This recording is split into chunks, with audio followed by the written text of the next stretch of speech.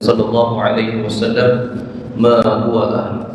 Kita bersyukur kepada Allah masih lagi diberi ruang dan kesempatan di atas dunia ini untuk kita buat apa saja yang mengundang redha Allah pada kita. Ulama sebut kehidupan ini ada 4 jenis. Kita ni akan berada dalam 4 keadaan saja.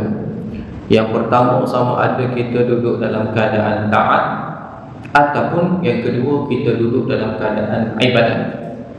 Yang ketiga, sama ada kita sedang menerima nikmat, ataupun yang keempat kita sedang diuji dengan ujian ataupun musibah.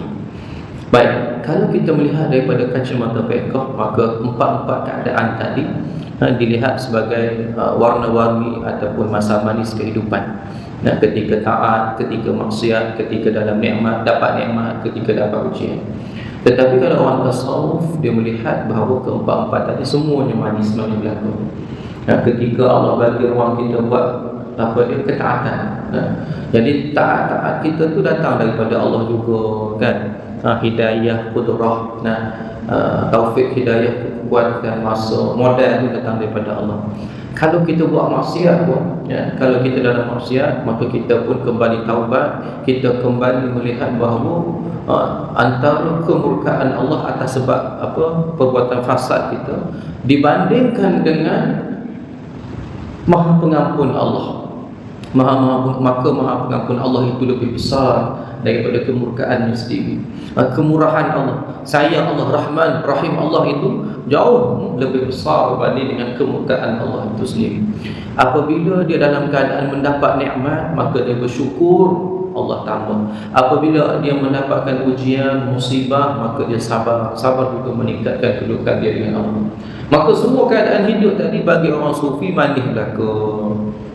Cuma beza keadaan saja. Baik, kalau fiqh kita cerita ada pasang surut, ada naik turun, ada masa manis, ada warna-warna. Baik, salawat dan salam kepada junjungan besar Nabi Muhammad sallallahu alaihi wasallam. Baik, jangan lupa niat iktikaf dan kita niat duduk dalam majlis ilmu lillahi ta'ala. Kita kembali menyambung pengajian kita dalam kitab Ziarah Alam Barzakh, Malaikat Maut dan para pembantunya. Malaikat Maut dan para pembantunya. Baik.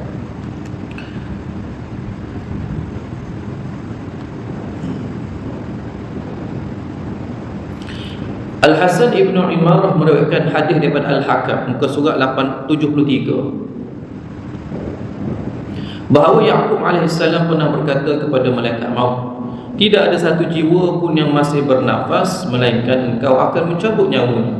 Benar, jawab malaikat maut. Lalu bagaimana engkau melakukannya sedangkan engkau berada di sini bersama dengan aku, dan sedangkan ada macam-macam, ada banyak nyawa di pelbagai belahan bumi. Betul ke Musa? Ada siapa kita? Betul tak? Saya betul dah ni. Ada soalan lain. Lalu bagaimana kau lakukan sedangkan sekarang kau berada dengan aku, sedangkan nyawa ni akan ada setiap saat yang mati, yang meninggal di pelbagai belahan bumi. Malaikat maut pun menjawab, sesungguhnya Allah menciptakan dunia ini bagiku seperti bekas yang diletakkan di hadapan salah seorang di kalangan kalian. Dia dapat mencapai semua hujungnya itu, yakni bekas itu sekehendaknya. Demikianlah dunia itu bagiku. Besarnya malaikat maut. Dunia itu macam bekas duk teribur. Kan kita ada tapuai dah, ada bekas tu, tak teribur kita. Tangan kita tu boleh capai sekedar sudut bekas. Begitulah gambaran bumi itu bagi malaikat maut. Besarnya malaikat maut. Itu malaikat maut. Kalau malaikat Jibril besar lagi daripada malaikat maut. Baik. Ad-Dainuri menutupkan riwayat daripada Abu Qais Al-Azdi bahawa pernah ditanyakan kepada malaikat maut, bagaimana engkau mencabut nyawa? Maka dijawab dengan memanggilnya. Malaikat maut panggil saja, lalu nyawa itu memenuhi panggilanku. Adalah riwayat ni cerita, malaikat maut tu cukup sekadar panggil nama, dia akan keluar. Ibnu Abi Dunya Abu Syekh Abu Nu'aim menutupkan riwayat daripada Sahar Ibnu Husayb bahawa malaikat maut itu dalam keadaan duduk. Malaikat maut duduk, sementara dunia itu berada di antara dua lututnya, mana atas riba. Dan buku catatan tentang ajalnya Bani Adam, anak Adam, berada di tangannya. Buku duduk dekat tangannya. Dan di hadapannya ada beberapa malaikat yang berdiri tegak. dia sendiri memperlihatkan buku catatan tersebut yang menjadikan mata tidak berkedip. Jika dia didatangi seorang hamba, dia pun menyatakan, cabutlah nyawa orang ini. Ada malaikat dulu depan dia, ni pembantu-pembantu dia lah, ready, tentera-tentera dia ready. Ni siapa ni? Ni waktu ni sampai 3:30, waktu dia habis. Pergilah malaikat maut, pergilah pembantu dia. Cukup saja malaikat maut sebut nama ni, Fulan bin Fulan, mati dekat mana pukul berapa sekian-sekian. Maka pembantu dia terus duduk pergi tunggu kat situ dah, tempat. Baik. Ibnu Abi Hatim dan Abu Syekh menuturkan bahawa Ibnu Abbas pernah ditanya tentang dua jiwa manusia, sementara kematian kedua jiwa itu disepakati dalam suatu kerlipan mata. Padahal seorang ada di timur, seorang ada di barat. Bagaimana malaikat maut boleh mencabut nyawa keduanya sekaligus?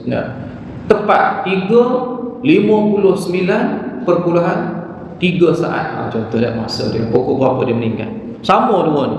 Maka tanya macam mana? Seorang dekat timur, seorang dekat barat. Macam mana malaikat maut cabut nyawa?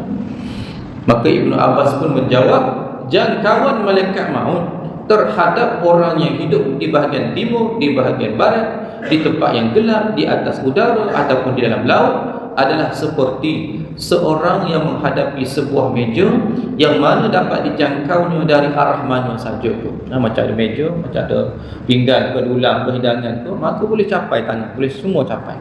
Tak ada masalah bagi malaikat maut. Baik. Juwaybir menutupkan riwayat Al-Kalbi bahawa Mujahid pernah mendengar Ibnu Abbas menyatakan, malaikat maut yang mematikan seluruh jiwa telah diberi kekuasaan atas apa yang ada di muka bumi, sebagaimana dikuasakan kepada salah seorang di antara kalian apa yang ada di telapak kanan, di telapak tangannya. Bila duduk mendekat tangan kita, kita boleh buat apa saja. Begitulah gambaran malaikat maut dengan apa yang ada di bumi. Bersama dengan malaikat maut ada malaikat rahmat dan malaikat azab. Jika mewafatkan orang yang baik, maka roh itu diserahkan kepada malaikat rahmat. Kalau orang yang jiwanya jahat, maka kepada malaikat azab. Baik, itu satu keadaan. Lagi Abu Al-Muthni Al-Hamsi menyatakan, sesungguhnya dunia ini baik di daratan ataupun pergunungannya berada di antara dua peha malaikat maut yang ditemani oleh malaikat rahmat dan malaikat azab. Dia mencabut semua nyawa, lalu nyawa-nyawa itu diberi kepada malaikat rahmat, sementara yang lain pula diberi kepada malaikat azab. Ditanyakan, jika kematian itu terjadi dalam peperangan, sewaktu pedang dan sementara pedang itu cepatnya seperti kilat, bagaimana prosesnya? Kalau waktu perang, tak mati pula serentak ramai-ramai, cepat pula, macam mana malaikat maut buat kerja ni? Maka dijawab, dia cukup hanya memanggilnya, lalu jiwa-jiwa itu pun datang kepadanya. Baik. Zuhair ibn Muhammad meriwayatkan bahawa pernah dikatakan kepada Rasulullah SAW, ya Rasulullah, bukankah malaikat maut itu hanya satu? Sementara dua tentera bertemu di dua arah. Ada orang sedang berperang di timur, ada yang sedang berperang di barat. Pada waktu yang sama, di antara dua arah tersebut terjadinya kerosakan dan kebinasaan, maknanya kematian, serentak mati. Maka dijawab di baginda Nabi, sesungguhnya Allah telah menghimpunkan dunia untuk malaikat maut. Dia menjadikan dunia itu seperti bekas yang berada di tangan kalian. Lalu apakah ada yang luput daripadanya? Adakah ada yang terlepas daripadanya? Tanya Nabi balik. Kalau dah bekas atas ribu tangan, duduk dekat sangat. Jadi apa yang terlepas daripada? Tak ada lah. Bukan benda cerita, benda luar, benda jauh. Tidak, memang kecil saja dunia ini bagi malaikat maut. Baik. Hadis daripada Ibnu Abi Hatim. Lagi Ibnu Abi Syaibah dalam Musannaf menuturkan, Abdullah ibnu Numair menyampaikan satu riwayat kepada kami daripada Al-Amasi bahawa Khaitamah menyatakan, malaikat maut pernah mendatangi Sulaiman ibnu Daud. Siapa ni? Nabi Sulaiman. Sementara itu dia memiliki kawan. Ini kisah ni, cerita ni menarik. Malaikat maut pernah jumpa ataupun berziarah kepada Nabi Sulaiman. Nabi Sulaiman ada kawan. Maka Sulaiman pun berkata kepadanya, kenapa engkau mendatangi suatu anggota keluarga lalu mencabut nyawa mereka semua, sementara engkau membiarkan anggota lain tanpa dicabut nyawa seorang pun di kalangan mereka? Ada keluarga tu kamu cabut sampai habis semua kamu cabut, sementara keluarga ni tak ada pula, elok-elok saja. Dia pun menjawab, aku tidak tahu siapa yang telah aku cabut nyawanya, kerana aku berada di bawah arasy, diberikan kepada aku buku catatan yang ada di dalamnya sejumlah nama. Aku buat kerja, bukan kerja aku nak pilih-pilih mana-mana. Nah, masih dalam sanad yang sama, Khaitamah menceritakan bahawa malaikat maut pernah datang ke rumah Nabi Sulaiman. Ini cerita ni. Ini hak menarik kan. Dia lalu melihat ke arah seseorang daripada kawannya Nabi Sulaiman itu. Dia terus memandangnya, terus memandangnya. Apabila dia keluar, orang itu pun bertanya, siapa tu? Malaikat Nabi Sulaiman kat dalam rumah dia dengan kawan dia. Malaikat maut datang. Malaikat maut datang, tengok kat orang tu, lama tengok. Maka bila keluar pula, bila orang itu keluar, maka dia bertanya, siapakah orang tadi? Dia pun menjawab, Nabi Sulaiman pun jawab, itulah malaikat maut. Malaikat maut tu tengok. Sebab aku tengok dia, tengok aku daripada tadi lagi, macam dia nak terkam aku. Tengok tu macam nak terkam, mana tak puas hati aja. Lama tengok aku. Tengok pandangan tajam. Lama tengok tak paling lain, tengok lama sini. Macam dia nak kat aku ni. Lanjut orang tadi, yang ni kawan Nabi Sulaiman. Maka Nabi Sulaiman pun tanya balik pada kawan dia tadi, lalu kamu dah tahu yang tu malaikat maut, sekarang kamu apa, ada hajat kamu tak? Kamu ada apa-apa tak nak minta dengan aku? Lalu apa yang kau inginkan sekarang? Maka kawan tadi pun menjawab, bukan malaikat maut, macam main kelin tengok pada dia tu, kalau macam tu aku nak kamu bawa aku, guna angin kamu tu, tentera kan Nabi Sulaiman boleh kontrol apa saja. Bawa aku guna angin dan sampaikanlah aku ke India. Bawa aku sampai ke India. Guna angin. Jadi minta dengan Nabi Sulaiman supaya guna angin tu bawa aku sampai ke India. Nak lari jauh lah ni daripada malaikat maut. Kemudian Nabi Sulaiman pun memanggil angin dan membawa orang itu kepadanya. Maka angin itu pun terus menyampaikan dia, menghantar dia sampai ke India. Setelah itu malaikat maut pun datang kepada Nabi Sulaiman.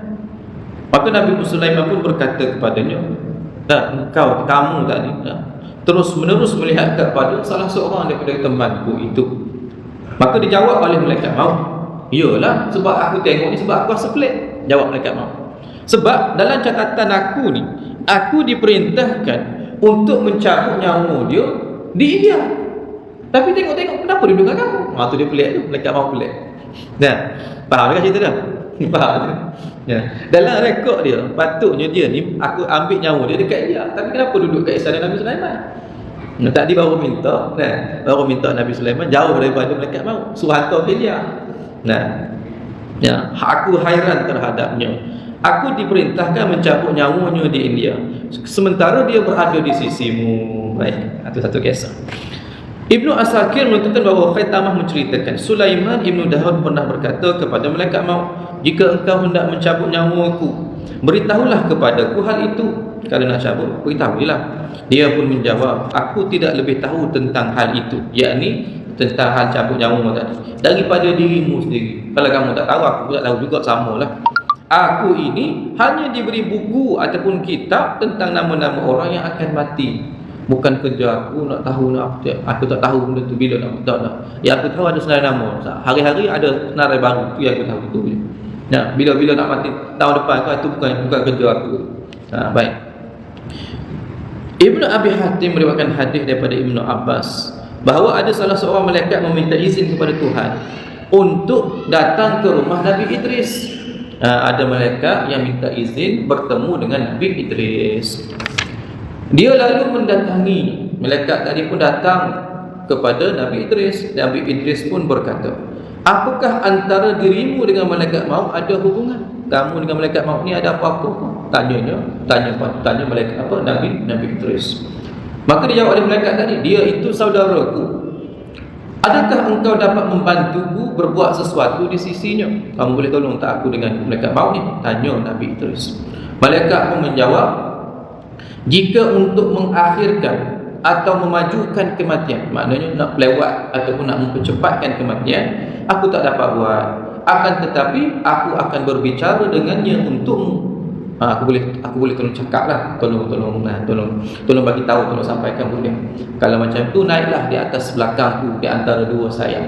Malaikat tahu Nabi Idris naik atas belakang dia ataupun ikut dia lah antara kedua sayapku.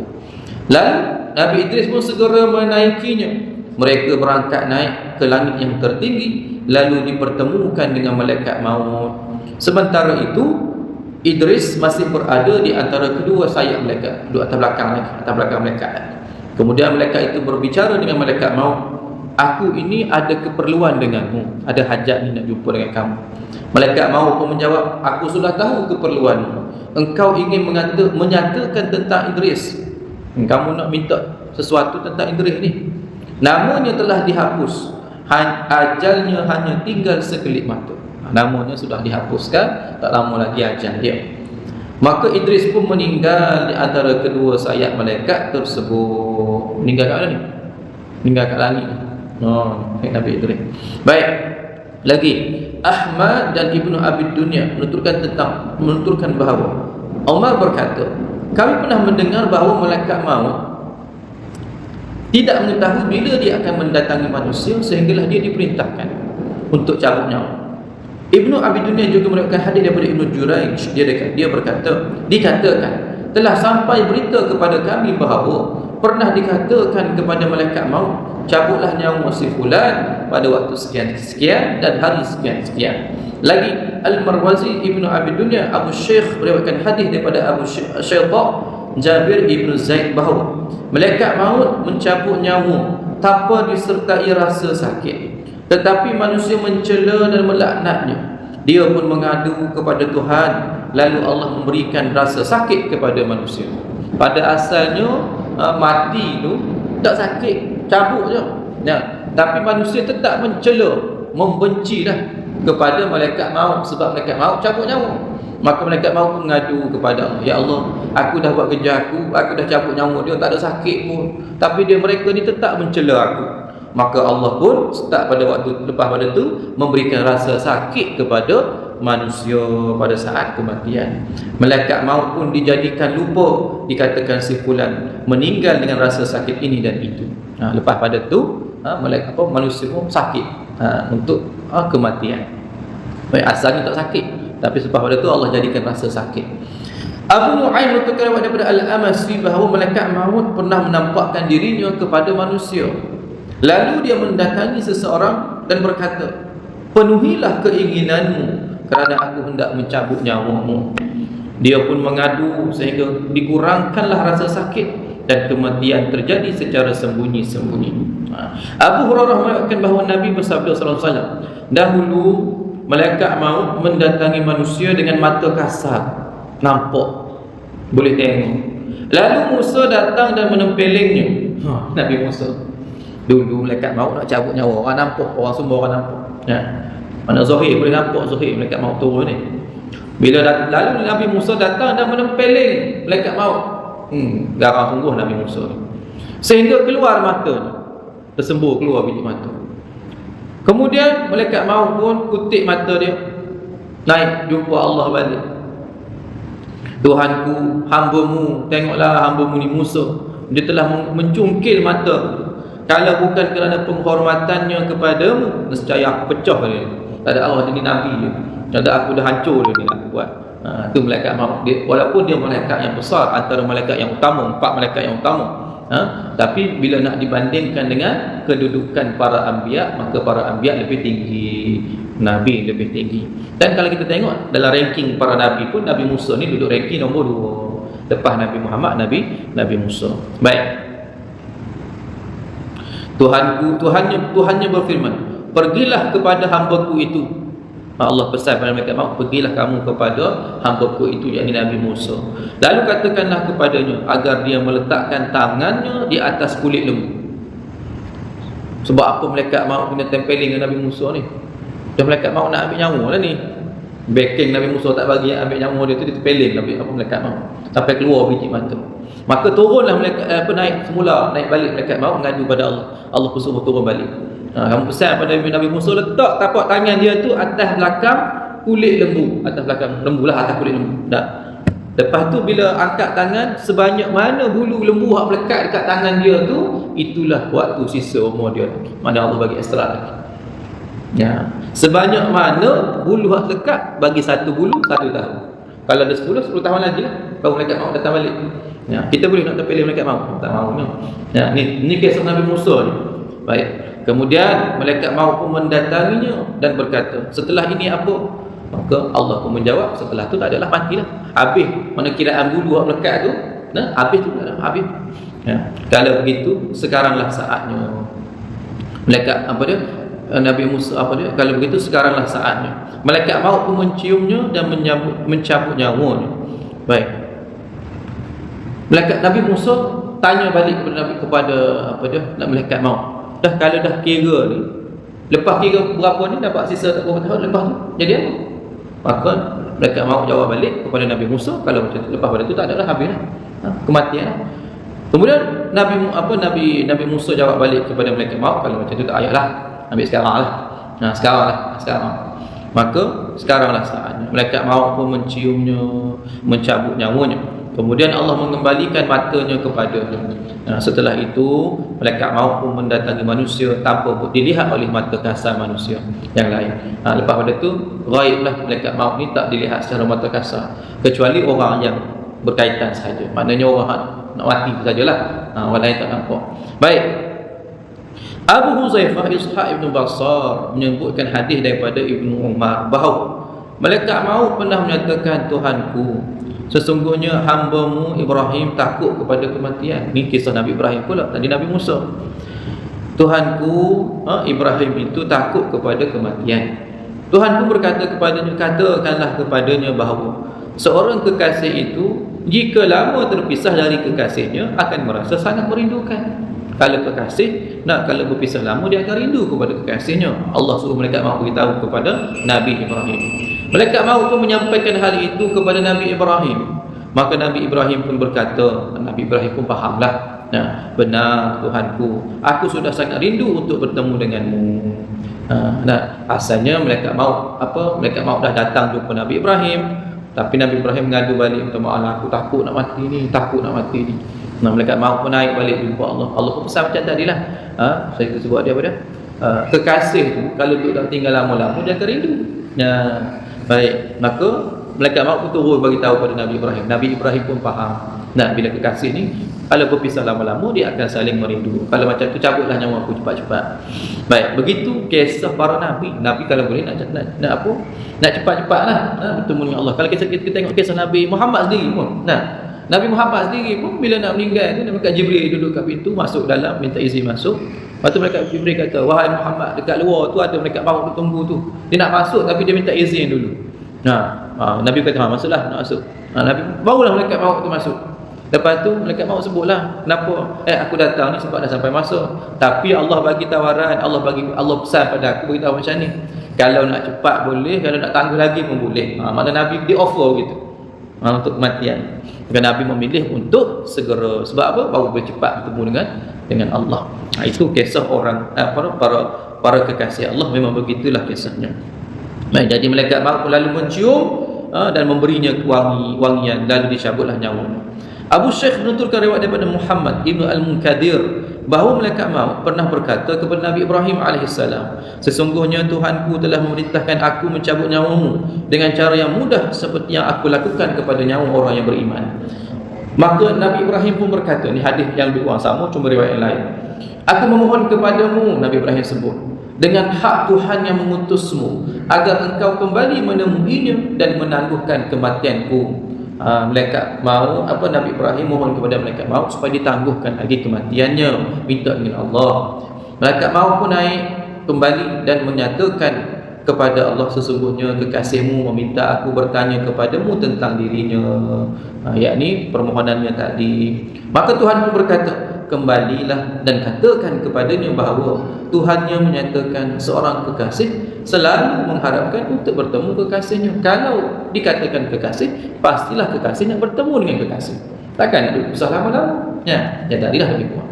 Malaikat maut pun datang kepada Nabi Ibrahim dan menyatakan apa yang dipesan oleh Allah. Maka Nabi Ibrahim pun sebut balas balik, kalau macam tu laksanakanlah apa yang telah diperintahkan kepadamu. Maka malaikat maut pun Nabi Ibrahim pun bagi izin ataupun menyatakan kepada malaikat maut supaya laksanakanlah tugas. Apakah engkau tidak ingin minum sesuatu terlebih dahulu? Malaikat maut tawar lagi, offer lagi. Sebelum aku cabut nyawa ni, nak minum apa-apa tak? Nak minum dulu ke tidak? Nabi Ibrahim kata, tak payahlah, tak apa, terus. Macam tu. boleh offer pula. Setelah itu malaikat maut pun meminta kepada Nabi Ibrahim agar bernafas supaya dia dapat mencium bau mulutnya. Lalu dia pun mencabut nyawanya pada saat itu juga. Maknanya keluar kok. Baik. Abu Hurairah menuturkan bahawa Rasulullah SAW pernah bersabda, Daud, ini kisah sedap juga, kisah Nabi Daud lagi. Daud adalah seseorang yang mempunyai ghairah yang sangat besar. Ghairah ni maknanya rasa ingin tahu, ghairah yang sangat besar. Jika keluar rumah, atau ghairah ataupun kita kata semangat, semangat, ghairah ni semangatlah. Bila kalau dia keluar rumah, maka Nabi Daud tadi dia ada kebiasaan kalau dia keluar dia akan tutup semua pintu. Pintu maknanya pintu, jendela semua dia tutup, tingkap semua dia tutup lah. Bila dia nak keluar dia tutup semua. Baik. Sehinggalah tiada seorang pun yang dapat keluar ataupun dapat masuk rumahnya sewaktu dia keluar daripada rumah. Baik. Sampailah dia balik. Pada suatu hari, dia pernah keluar rumahnya. Setibanya di rumah, bila dia keluar, lepas tu bila dia balik, dia tengok ada seseorang berdiri di tengah rumah dia. Maknanya dalam rumah dia tu ada orang berdiri. Kita faham lah, Nabi Daud dia tutup kemah-kemih lah, rumah dia tadi dah tutup dah. Tengok-tengok bila balik ada orang kat dalam rumah dia. Lalu dia pun bertanya, kamu ni siapa? Yang ditanya pun menjawab, akulah yang tidak takut dengan raja mana pun. Nabi Daud kan raja. Aku tidak takut kepada raja mana pun, dan tidak ada dinding yang dapat menghalangiku. Mana semua tempat aku boleh masuk. Nabi Daud pun berkata, jadi engkau ni malaikat maut. Selamat datang dengan perintah Allah. Lalu Nabi Daud melipat dengan bajunya dan tetaplah di tempatnya. Kemudian malaikat maut pun mencabut nyawanya. Itu kisah. Al-Husain menuturkan bahawa Jibril pernah turun. Habis sampai komat. Al-Husain menuturkan bahawa Jibril pernah turun bertemu Nabi SAW pada hari wafatnya. Maka Jibril pun bertanya, bagaimana perasaan ni Nabi nak dekat waktu Nabi di perbaringan tadi. Maka Jibril bertanya kepada Nabi, apa perasaan? Bagaimana perasaanmu ketika ini? Maka Nabi pun menjawab, aku merasa sangat sedih dan berduka. Kemudian malaikat maut yang berada di pintu berdiri di pintu lalu meminta izin untuk masuk. Lebih kurang saya cerita lah. Malaikat maut dekat duduk ready dekat pintu lah. Minta izin untuk masuk. Malaikat Jibril berkata, wahai Muhammad, ni ada malaikat maut. Dia minta izin kepadamu. Padahal sebelum ni dia tak pernah pun minta izin kepada orang lain. Dia minta izin. Dia minta izin kepadamu, dan padahal sebelum ini tidak pernah dia minta izin kepada seseorang sebelum ataupun sesudahmu. Minta izin. Malaikat maut tak pernah minta izin. Kadang-kadang nak minta izin nak masuk rumah ke, minta izin nak ambil nyawa, tak ada. Nabi Muhammad tak ada. Izinkanlah dia, katanya malaikat Jibril. Maka Nabi pun mengizinkannya. Kemudian malaikat maut pun masuk, minta izin masuk rumah. Malaikat maut tak pernah minta izin. Sesampainya di hadapan baginda, dia berkata, sesungguhnya Allah telah mengutuskan aku kepadamu dan memerintahkan aku untuk mentaatimu. Allah perintah supaya aku mentaatimu, bukan supaya cabut nyawa, tapi supaya taat kepada Nabi. Jika engkau perintahkan aku untuk mencabut nyawa, maka aku akan lakukannya. Tetapi jika engkau tidak mengkehendaki, aku pun tidak akan melakukannya. Baik. Apakah engkau akan melakukannya, wahai malaikat maut? Tanya Nabi. Ya, maka demikianlah yang diperintahkan oleh Allah kepadaku. Maka Jibril pun kemudian berkata, sesungguhnya Allah telah rindu untuk bertemu denganmu. Malaikat Jibril tolong bagi penguat. Allah dah rindu, tunggu dah tu. Allah dah rindu, Allah dah tunggu dah tu nak bertemu denganmu. Maka Rasulullah pun dengan terus yakin, terus bersabda, terus menjawab, maka kerjakanlah apa yang telah diperintahkan kepadamu. Dah yakin, tak ada tangguh-tangguh dah. Itulah bagaimana kisah para anbiya kita menghadapi kematian. Baik, sampai sini saja. Nanti kita sambung lagi kali. Wallahu ta'ala a'lam. 79. Bismillahirrahmanirrahim. Allahumma salli wa sallim ala sayyidina Muhammadin miftahi babi rahmatillah adada ma fi ilmillah salatan wa salaman daimain bidawami mulkillah wa ala alihi wa sahbihi. Allahumma faqihna fid din wa 'allimna ta'wil wahdina ila siratikal mustaqim wa ala alihi wa sahbihi barik wa sallim. Allahumma barik lana fi sya'ban wa ballighna ramadan wa sallallahu wa sallam alaihi walhamdulillahi rabbil alamin. Assalamualaikum warahmatullahi wabarakatuh.